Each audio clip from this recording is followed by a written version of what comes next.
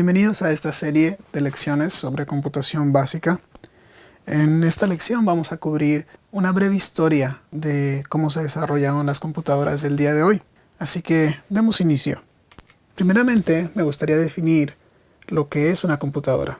Una computadora o un computador, también denominada ordenador, es una máquina electrónica que recibe y procesa datos para convertirlos en información útil.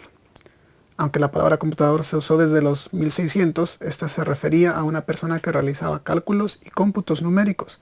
Si usted se puede imaginar, en los tiempos de antes, se referían a un computador más que nada a una persona como un contador más o menos.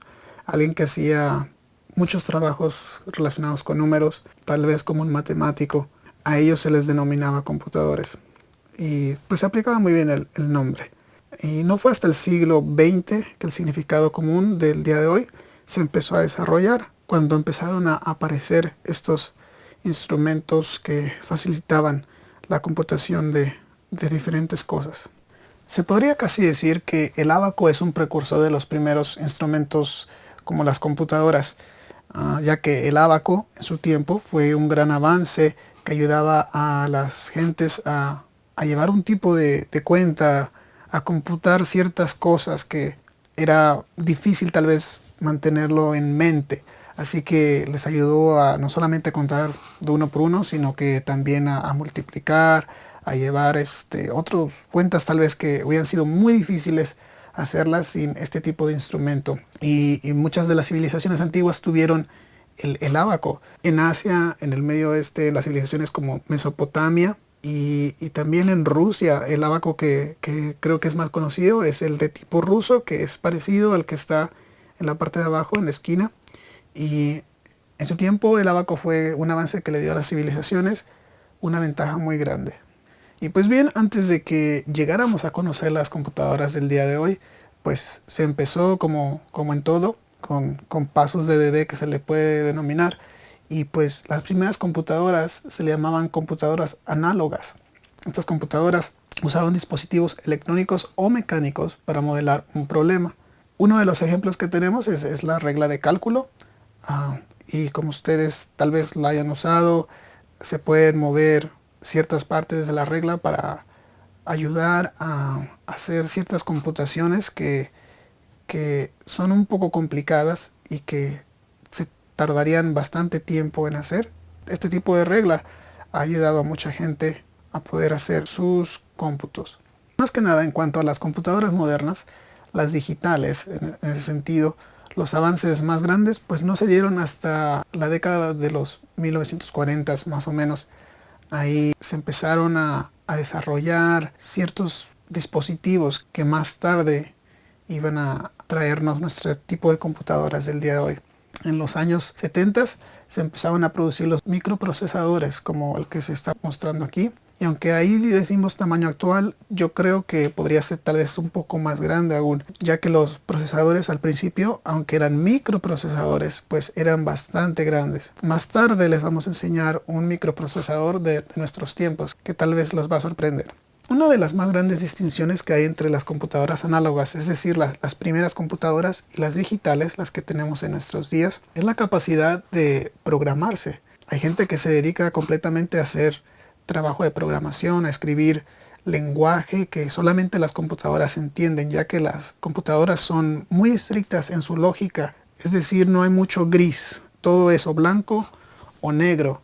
Y aún los programas que tienen la libertad de interpretar ciertas cosas tienen su propia lógica de cómo interpretar esas cosas en blanco y negro. Es muy interesante el lenguaje de programación, dependiendo el tipo de programación que se está escribiendo, son muy diferentes. Así como hay inglés, chino, español, japonés, también los hay en las computadoras. No podemos decir que todos los lenguajes de programación son iguales. Y pues hay gente que se dedica, como les dije hace un momento, a hacer simplemente este tipo de trabajo y pues son muy bien remuneradas las carreras referentes a la programación. Algo más que añadir sobre la programación de computadoras es que la gran mayoría, si no es que todas, usan un sistema binario. Es decir, entienden unos y ceros en su forma de deducir la lógica. Se le puede asignar, por decir, al número 6 una serie de unos y ceros que solamente la computadora sabe que eso significa 6.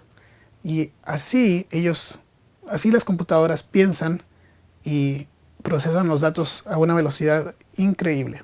Después de la proliferación de los microprocesadores que se empezó en los 70s, se empezó la producción masiva de las microcomputadoras o de las computadoras personales que conocemos el día de hoy. Al principio tal vez eran bastante grandes y con muy poca capacidad. Tenemos aquí una de las computadoras que se vendió muchísimo en los años 70. Esta computadora, como pueden ver, tiene dos entradas de disquetes que son bastante grandes y que no tenían mucha capacidad. Tiene su teclado y su monitor. En 1985 se lanza por fin la primera versión de Windows. Esta fue debida a que el mundo estaba interesado en estas interfaces gráficas, es decir, ya no querían escribir palabras como directorio o otro tipo de palabras que hacía que mostraran un montón de direcciones en una pantalla negra o verde. Entonces el mundo se empezó a interesar en desarrollar algo que fuera más sencillo de usar, así que se desarrollaron las interfaces gráficas. El día de hoy creo que todas las computadoras usan interfaces gráficas, hay algunas tal vez que no, pero vamos a aprender sobre las interfaces gráficas más adelante. Hay que mencionar también en la historia de las computadoras el desarrollo de esta red internacional, lo que conocemos como el Internet.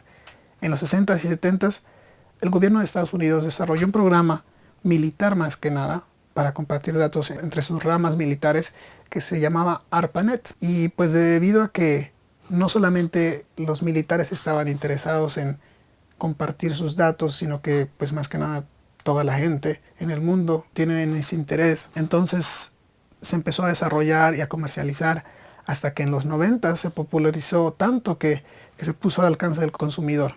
Hoy en día hay no sé si 4 billones de personas que están conectados a la internet de una u otra forma. Creo que solo son muy pocas las zonas muy remotas en el mundo que no tienen una forma de conectarse. Nada más para resumir nuestra pequeña lección sobre la historia de las computadoras.